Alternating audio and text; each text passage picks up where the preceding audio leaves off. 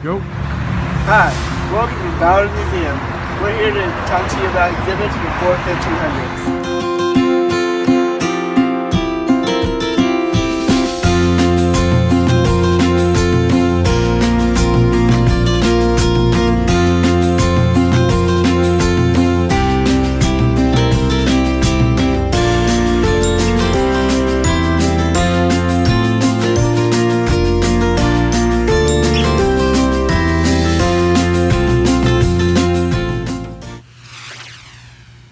So what we can see here is a group of 4 cowrie shells, and they were used as baby pacifiers. They don't look at all like the ones that we use today, but they seem very useful and very unique. And what we have on the bottom of that is abalone shell fish hooks, and they featured anchoring the hook to a line. And archaeologists believe that this type was commonly used by coastal Indians between 500 and 1600 AD. And down here we have large decorated dental shells used as money. And the people in Northern California would use this as a source of money. And they would use the elk horn purse to store the money inside. And all these show that it was very important. The shellfish, all of the shellfish was very important to the coastal Indians. And the shells were used for all types of stuff, such as jewelry, bowls, fish hooks, and even currency. And we're going to see what they used in typical everyday life, such as shells, soapstone, different rocks, reeds to create bowls. A lot of what they used soapstone, which was one of their main items to use, was things such as sucking tubes made out of soapstone, which were actually used to suck diseases from patients. They also used things such as flat disc, bowls, and they kind of created it off their own image. They really didn't follow other cultures. They followed a lot of their own. They used necklaces from shells, from marble, and we also see they made bowls from shells in rock. A lot of the stuff is just useful everyday things that these Native Americans had to use in order to survive every day. So what you see here is objects made out of soapstone. Another name for soapstone is steatite. And it was easily carved, and soapstone was fashioned into all kinds of objects, from ceremonial to utilitarian. The most important source of soapstone was found in Southern California. And its most major productions of the objects was in Santa Catalina Island. And the objects were widely traded, and it was found as far away as Mono County in Northern California. Some of the objects that were made from soapstone were whistles, flutes, tools, and representations of animals, earplugs or lip plugs. There's a pipe over here which was made from soapstone, and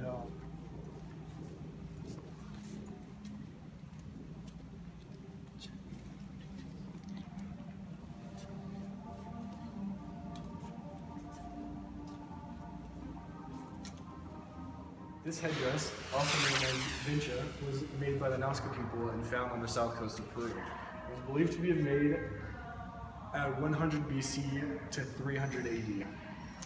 So as you can see, this gold-plated headdress had different inscriptions and different patterns on the plate. If you can see right in the center, there's a head, which kind of indicated to historians that it was used as a headdress or affixed to that type of form. So it is thought that these items were not meant to be used during life, but it was meant to be used after life. So they found a lot of mummy burials with the mummies having this headdress on, and that is what's significant, and it's very interesting.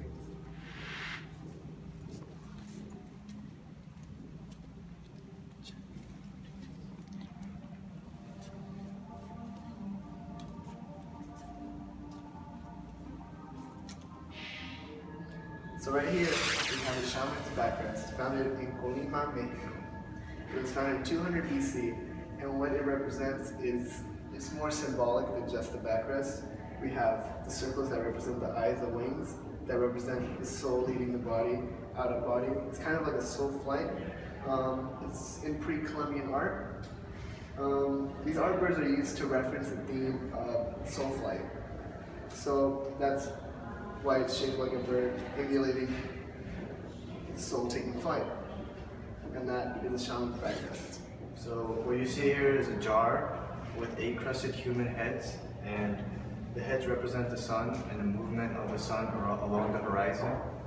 And what it looks like is just like a bunch of faces on a jar, but they're crests along the horizon, such as the 4 cardinal directions, east, south, west, and north, and the 4 solstice points: winter solstice rising, winter solstice setting, summer solstice rising, and summer solstice setting. And it says that it's made out of fire and clay. So as you can see here is a terracotta figure of a civil official from Qin Dynasty. As we learned in class, the terracotta army is a collection of terracotta sculptures depicting the armies of Qin Shi Huang, who was the first emperor of China. And the purpose of it was a form of funerary art that was buried with the emperor, and the purpose of that was to help him in his afterlife.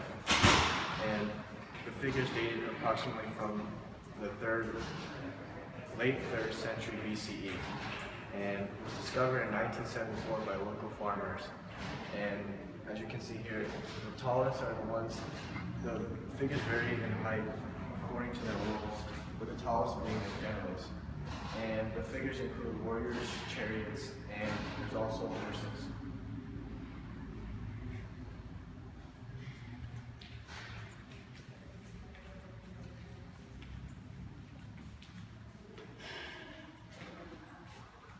So as you can see, a lot of these terracotta figurines are very unique to what they do.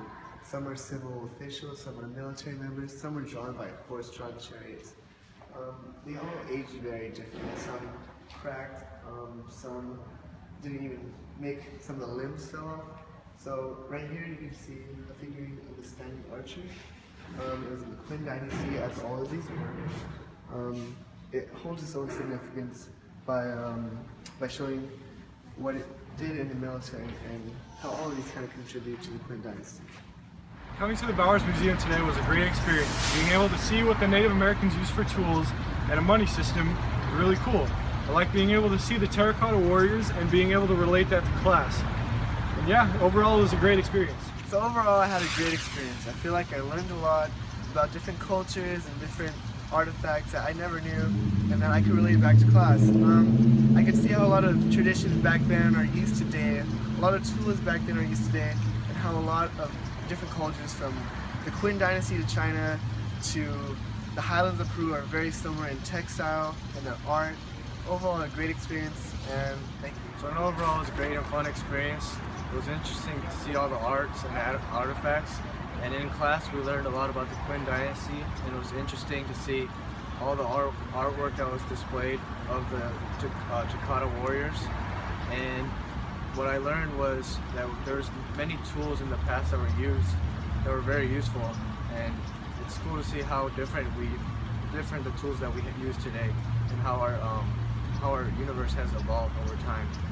And it was a fun and cool experience.